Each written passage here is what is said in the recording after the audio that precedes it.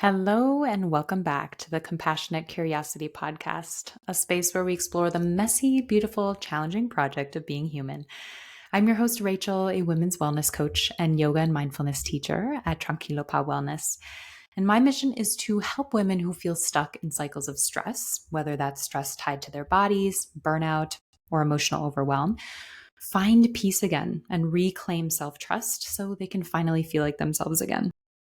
And here in this space, we dive into the stories we carry about food, movement, our bodies, stress, and self worth, sharing tools, reflections, and lived experience to help you soften the pressure, reconnect with your body, and create more space in your life to breathe, rest, and just be, all guided by curiosity and grounded in compassion. And I am so glad to have you here with me today. Today, we are talking about something that what I have seen and felt to be at the root of so many things. It's what's there when you peel back all the layers of what we see as problems or challenges. It's what underlies so much of our stress, our self-doubt, our body dissatisfaction, our striving, all these things. It's pervasive. It infiltrates what you think, what you feel, what you do. And that thing is the feeling of not being enough or not-enoughness. And this is something that only recently, like within the past few years, really came into my field of awareness. And once I saw it, it's like I couldn't unsee it. I saw it in my perfectionism, in my overachieving, in my inner critic, in my relationship with my body and relationship with others, in my constant need to prove or be accepted. It was everywhere. And this is something that I continue to work on, constantly unlearning the old myths and relearning and reclaiming the truth of what it means to be enough, just as I am. And so this episode is a message I'm sharing with you to empower and uplift you, but it's also a message that I need to hear today. And so if you've ever felt like no matter what you do, it just never seems enough, or feel like you're always behind, or that you have to earn rest or food, or that you have to prove your worth to the world, I am speaking to you today, my dear. And I know I say this a lot, but I don't really care. I need you to hear and know this. You're not alone. I see you, I hear you, and I feel you. And you are worthy just as you are. And so, as always, I want to invite you to join me in a moment of stillness and silence, to intentionally interrupt the constant doing and just be. Be with your breath. Be with your body. Be with your spacious whole self. And so, if you're safe and able to, I invite you to just pause, move into a comfortable position, and gently close your eyes. And just start by connecting to your breath, your anchor. Take a deep breath in through your nose and a long breath out through your nose. And then just let your breath fall into its natural rhythm, however that is right now. Just notice how it is. And notice any sensations that go along with the breath. Maybe you notice the coolness of the air coming in through your nostrils as you breathe in. Maybe you notice your chest rising or your abdomen expanding. Just noticing.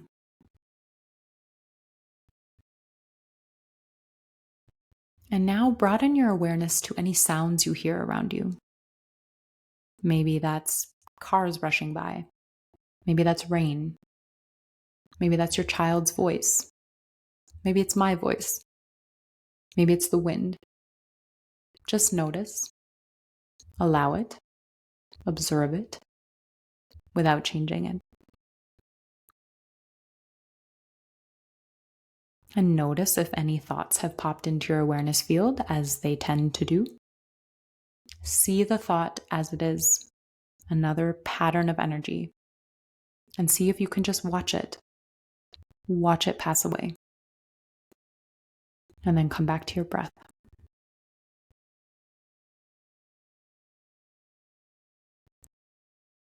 And let's take one more deep breath in through the nose. And a long breath out through the nose.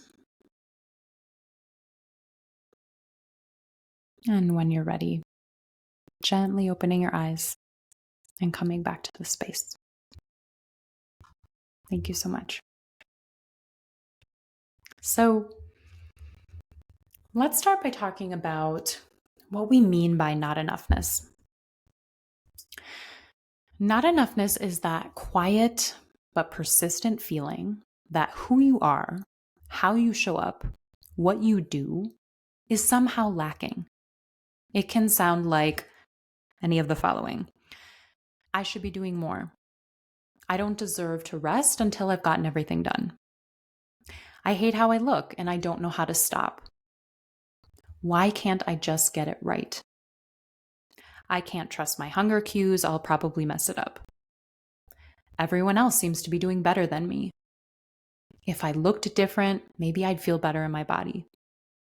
If I gain weight, it means I am a piece of shit and I've failed. Which one of those can you relate to, I wonder? And the thing is, with this not enoughness, it's not always loud or obvious.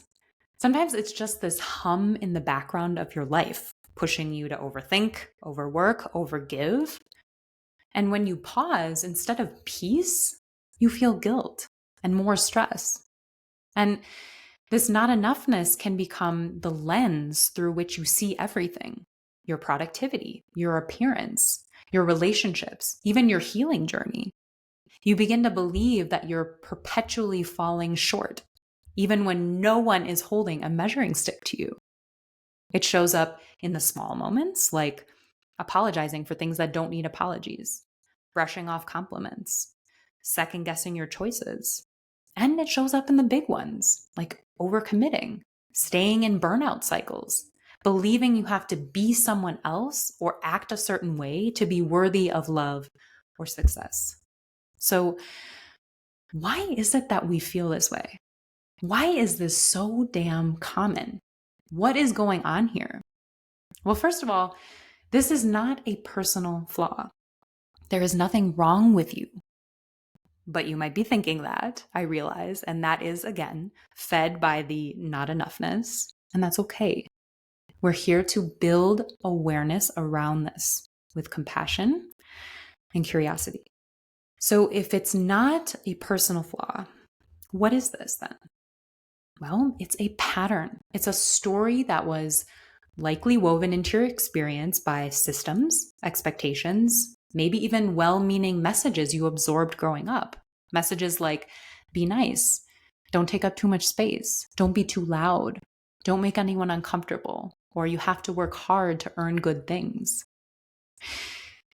And if you're someone who's sensitive, thoughtful, driven, someone who cares deeply, this pattern tends to show up a lot. Because the world often teaches women to tie our worth to how much we do, how well we perform, and how little we need. We learn to value ourselves only through output, through achievement, appearance, others' approval. And not enoughness also thrives in perfectionism, in comparison, in people pleasing. It can be hard to see because it wears so many masks, like the overachiever, the caregiver, the good girl, the strong one, the self-improver. And because many of these identities are praised, we keep feeding them while feeling emptier inside. And these things aren't inherently bad, but over time, they condition us to disconnect from our own needs, our own enoughness, and instead seek validation externally. This story that you must constantly improve, fix, or prove yourself in order to be worthy or lovable gets reinforced again and again through so many avenues: cultural messaging, family dynamics, media portrayals, school systems, and even certain wellness spaces. And eventually, it becomes automatic, internalized, so ingrained that we stop questioning it because it feels like the truth. But I am here today to tell you that is not truth. It's not truth because truth is stable. Truth feels freeing. Truth is grounded in love, not fear. This not-enoughness, on the other hand, is rooted in scarcity, in fear, in comparison, in conditions. It thrives on your disconnection from yourself. It's a belief you've inherited or absorbed. It is not a reflection of your essence. You weren't born questioning your worth. That was taught and learned, which means that it can also be unlearned. So let's talk about that for a minute, because I know the idea that you are enough just as you are can feel vague or, quite frankly, unbelievable, right? If you've been carrying the belief that your worth is tied to how you look, what you do, how well you keep everything together, the concept of being inherently enough might feel totally foreign and probably frustrating. But this is the truth here. Worthiness isn't something we earn. It's something we come into the world with. A baby doesn't have to do anything to be worthy of love and care. And it's not that all of a sudden, at a certain age, a certain milestone, you're suddenly not enough and you need to do a million things and change everything about you to be accepted and loved and welcomed and worthy. No. That same truth that you don't have to do anything to be worthy of love and care still lives in you to this day as you are. That truth doesn't expire as you grow or age or evolve. It's just been buried under years of conditioning, comparison, striving. You were born whole, and you are still whole to this day. And what does that mean? What does it mean to be whole? Wholeness means you're already complete in your full humanness with the capacity for love, healing, and growth already inside you and with nothing to prove. And when I say you're already complete, I don't mean flawless or no longer changing. I mean, you came into this world and remain in this world as a human already holding everything you need to be worthy. Your breath, your feelings, your presence, your being. You don't need to earn the right to exist, to rest, or to be loved. It's already yours. You are worthy not because you have a degree. You are worthy not because you restrict your food and are a size 0. You are worthy not because you work 3 jobs and are constantly busy. You are worthy not because you got 1,000 likes on an Instagram post. You are worthy not because you bought a house and a car. You are worthy not because you finally checked everything off your to-do list. You are worthy not because people praise you for being selfless. You are worthy not because you force yourself to work out when your body is begging for rest. You are worthy not because you never ask for help. You are worthy and enough because you are human, because you are alive, because you feel and try and grow, because you have a heart that beats and a body that carries you through life. Nothing you achieve, prove, or perfect can add to or take away from that truth. Enoughness is your birthright, and it's the steady ground beneath all that noise. And even if you don't feel it yet, that doesn't mean it's not true. Feelings are not facts, but they are meaningful data. And if your body or mind is telling you, I don't feel worthy, that's worth listening to. Not because it's the final truth, but because it's pointing to pain that deserves compassion and curiosity. Your inability to feel your worth doesn't mean you don't have it. It just means there's some reconnecting to do, some healing, some softening, some remembering. And that's the invitation here. It's to return to what's always been yours. And so this story, the one that says you're not enough, that you have to earn your worth, that you must be more, do more, prove more, is just that. It's a story. It's not the truth of who you are.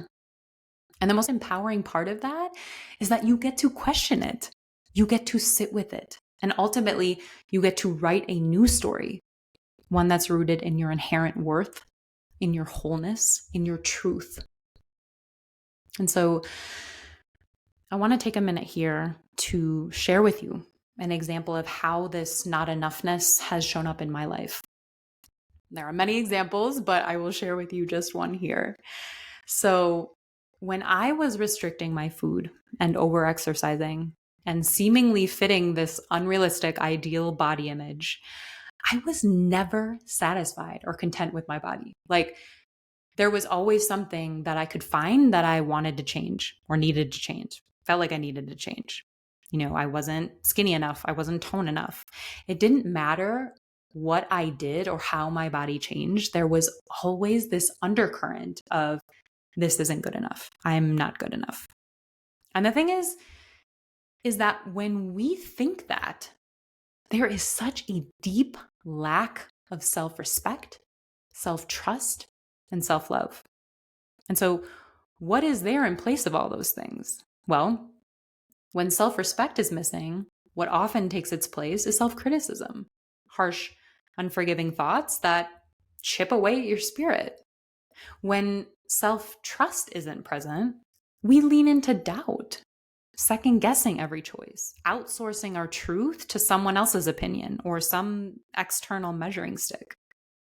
And when self-love is absent, it's usually replaced with self-rejection, seeing yourself as a project to fix, as a problem to solve, as someone who needs to constantly be better rather than a person to care for. And without those roots, respect, trust, and love, we feel totally unstable in ourselves. Like we're constantly reaching, performing, molding ourselves to fit what we think will make us acceptable, lovable, and safe. That is the weight of not enoughness. And it is damn heavy, I can say for a fact. But here's the thing with that. I didn't stay there. Something eventually started to shift for me. Slowly, very slowly, with time, awareness, a whole lot of inner work and support, and a lot of self-compassion, I began questioning that inner narrative. I started building a different kind of relationship with my body and self, not one rooted in controlling or punishing, but instead in listening and honoring and nourishing. And yet, even now, in my new body, my restored weight body, those thoughts still visit me. The not enoughness can still whisper, you're too much now. You let yourself go. Do you see how big you are? Right? So that not enoughness just wears a different outfit. But it is not as loud as it once was. And I no longer let it drive me, derail me, control me. The difference now is that I have tools. I have awareness. I have self-compassion and self-love. I can catch the story before it spirals. I can return to myself instead of abandoning myself or silencing my truth. And that's what I want you to know is possible for you too. And so if we want to shift these stories, we have to see them first, because you cannot change what you do not see. Everything starts with awareness. And so we have to get familiar with how our not enoughness shows up in our own lives, what it sounds like, feels like, drives us to do. That is where your power is born. So let's now explore how you can begin recognizing this pattern in your own life with a few simple, compassionate tools. So to start with, to help build this awareness, I want to give you 3 journal prompts that really help you dig underneath the surface. They'll help you uncover what your not enoughness sounds like, how it operates, and what it's been protecting. And so I want to invite you to give yourself the time and space to really sit with these and let whatever comes up come up without judgment, just using your compassionate curiosity lens. And if you let them, these prompts can open the door to clarity and understanding and reconnection. And so here they are. The first one is, what do I believe I need to do in order to be enough? The second one is, when do I feel the urge to prove myself the most? And the last one is, what do I fear would happen if I stopped striving? Let your answers be honest here, even if they surprise you. There's nothing to get right or wrong here. It is just about meeting yourself where you are with open eyes and an open heart. That is enough. And seeing your answers written out creates space between you and your not enoughness, which helps it lose its power and reminds you of who you truly are beyond the not enoughness. And so with that growing awareness, let's keep creating that space. The more clearly you can name what's happening, the less control it has over you. And one simple way to do this is by catching those thoughts in real time, those quiet, sneaky moments when the story creeps in. When you hear that familiar inner script start to play, you should be doing more, you'll never be good enough. Pause, take a breath, and gently name it. Oh, there's my not enoughness story again. I know that seems like nothing, but that act of naming is what helps loosen its hold on you. It's what interrupts the automatic spiral and reminds you that you are not your thoughts. You are witnessing them with choice and compassion. It gives you space to choose something kinder, something truer. And so from that space, you can then begin to rebuild a relationship with yourself that isn't based on fear or fixing, but on truth, on remembering who you were before the world told you otherwise. So the next 5 simple practices are here to help you do just that, to reconnect with the part of you that already knows that you are enough. The first one is the embodied self-compassion pause. To do this, you can place your hand on your heart or belly, take a deep breath, and say something kind to yourself, even if it feels awkward. Like this could be, I see how hard this is, and I'm still here with you. Or, you are worthy of love even in this moment.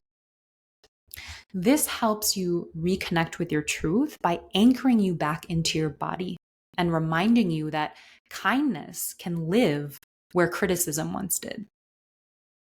Number 2 is do something without a purpose.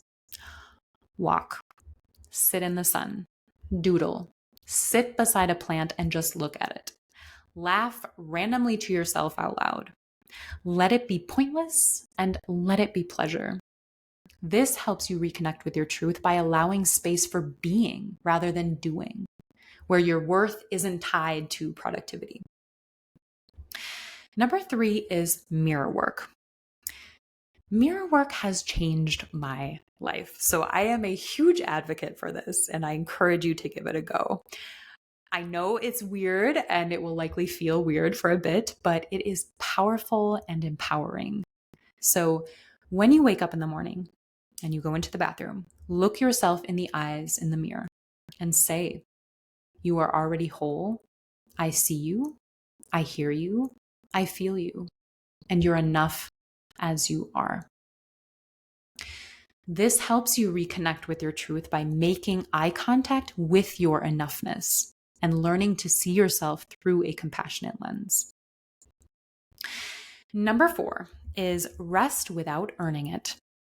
Let yourself rest because you exist, not because you checked every box on your list today. So that means letting the dishes wait, turning your phone off for 10 minutes just to breathe, saying no to something even when you technically could squeeze it in.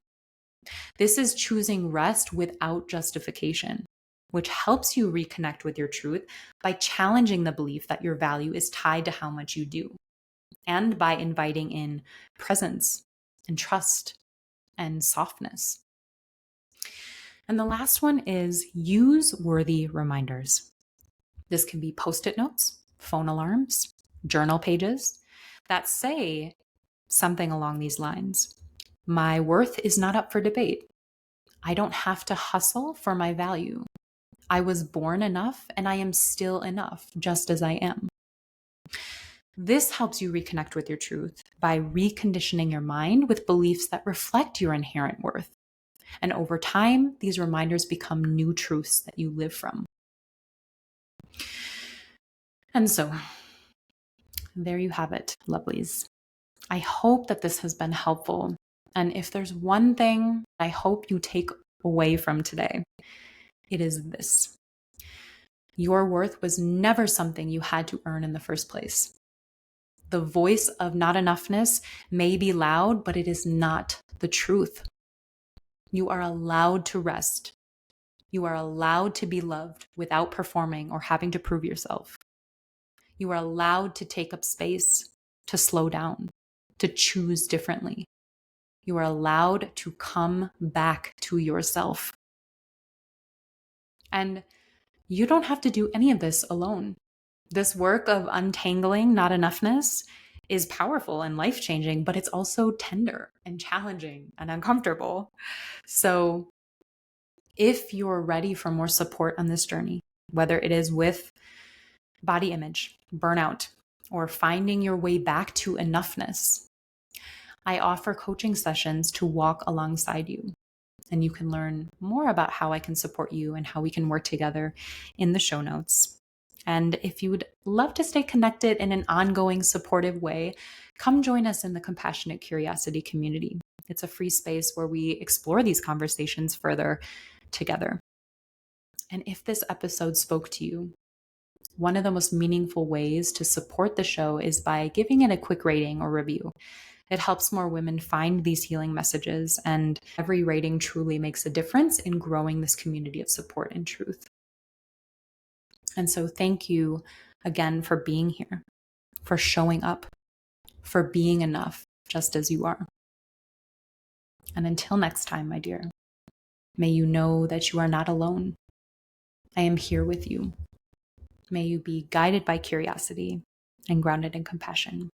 Sending you love, light, and gratitude today and always.